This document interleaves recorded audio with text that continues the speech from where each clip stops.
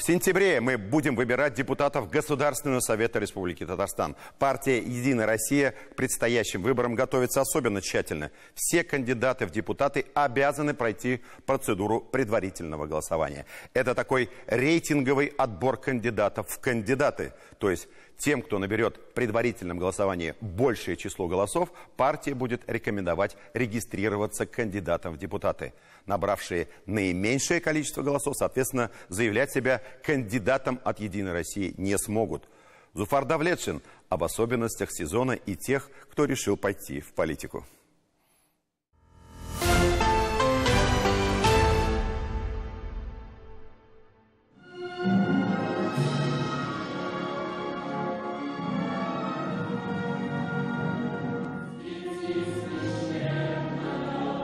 Более 300 желающих на 100 депутатских мест. И это только от одной партии, и это еще не итоговая цифра. Подача документов продолжается.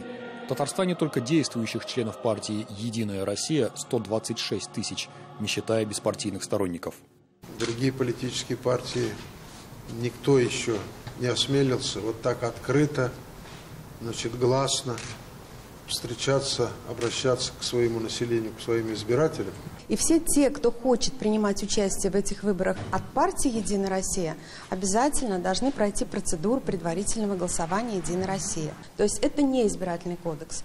Эта процедура регулируется внутренними документами партии «Единая Россия». И для того, чтобы идти вновь в депутаты, опять-таки надо пройти процедуру предварительного голосования и доказать, что эти 5 лет депутат отработал так, что ему по-прежнему доверяют избиратели. Желающих доказать, что он достоин продолжить дело, начатое в предыдущем созыве, уже немало. Внушительную пачку документов нужно предоставить и каждый подписать. Непростое это дело, и запасов пишущих средств требует. Я сегодня в программке подписывал актерам на премьеры. Писал, 30 штук подписал, думал, с ума сойду. Не пишет. Почти полный тезка президента России, действующий депутат парламента Татарстана Владимир Владимирович Вавилов. 2 месяца назад рапортовал о запуске нового хосписа.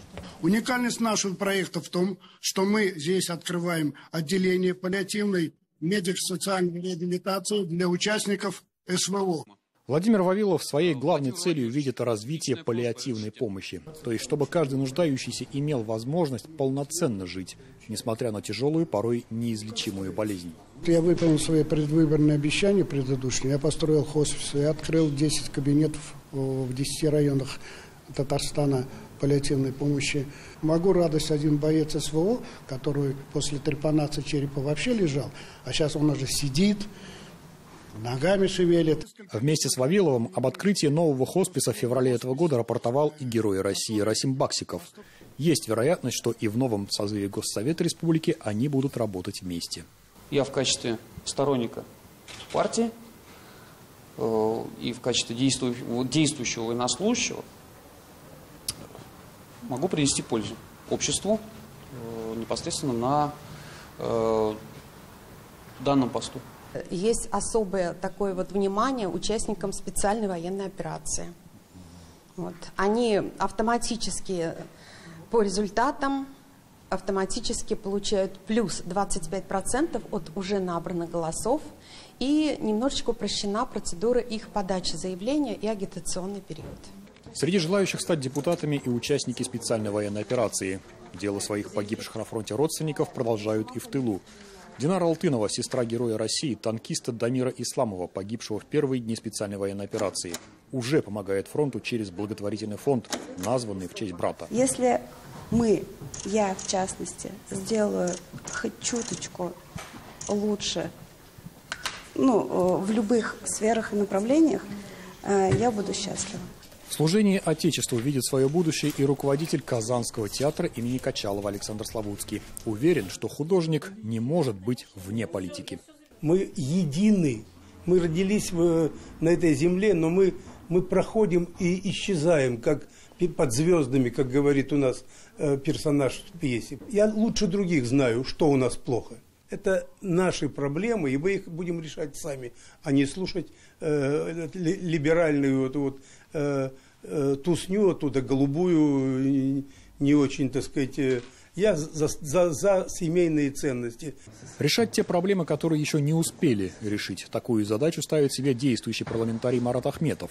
Проверить надо себя. Хотя вся судьба, например, у меня на одни экзамены перед населением, перед народом, начиная с молодости, с председателя колхоза. Предстоящие выборы – это не только новый состав Госсовета Республики. Это и возможные кадровые перемены в других структурах. К примеру, среди известных лиц, но новичков в депутатской среде, уполномоченные по правам человека Срия Сабурская. Есть вероятность, что осенью на этой должности будет другой человек. Я понимаю, насколько важно сегодня именно поднимать вопросы граждан, простого человека, семьи, где возникает множество вопросов. И кому прийти? Какая помощь необходима? Вот вся моя трудовая деятельность практически была связана с этим. Хотя по специальности я первый мой учитель истории. Справку из ЗАГСа не надо? Нет, только из фамилии. Ни фамилию, ни политические взгляды не менял. Готов проверить уровень доверия к себе. По итогам предварительного голосования будет приниматься решение о дальнейших шагах. Вся ответственность, честно говоря, на самой большой политической партийной фракции, которая есть в Государственном Совете. И мы с пониманием к этому относимся. Поэтому я тоже принял решение участвовать в предварительном голосовании. Получится так, что вперед в атаку, а сам генерал, значит, так руководитель партии уйдет в кусты. Мы так безответственно поступить не можем. «Единая Россия» открыта для всех и готова сотрудничать со всеми разумными политическими партиями. Еще есть одна особенность. В голосовании могут принимать как участники любые граждане России, как партийные, беспартийные и сторонники партии.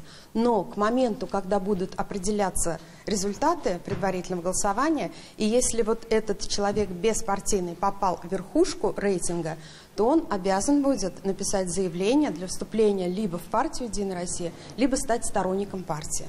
Прием документов для участия в предварительном голосовании партии завершается 8 мая. В качестве избирателей на сайте зарегистрировано более 66 тысяч человек.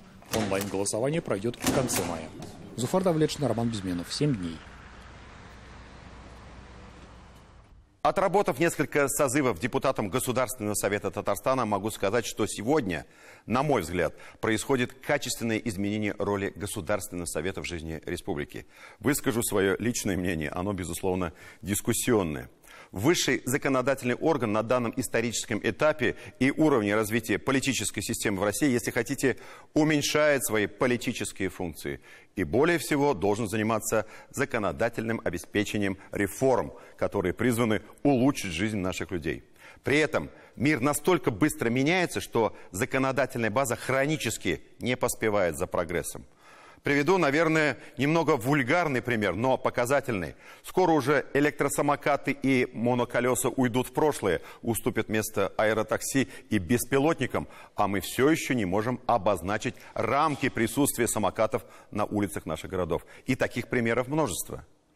Поэтому, наверное, в будущем составе Государственного совета будут более востребованы не политические демагоги и крикуны, а технократы, имеющие опыт работы в разных отраслях экономики и государственного управления. Люди, способные обеспечивать законодательное сопровождение изменений в жизни общества.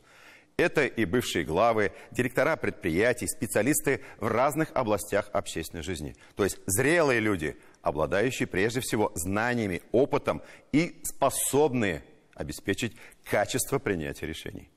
И дело тут абсолютно не в возрасте, поймите меня правильно. Дело в профессионализме и уровне законодательной работы будущих депутатов. Жизнь идет все быстрее, и цена ошибки очень велика. Надеюсь, вы меня поняли правильно.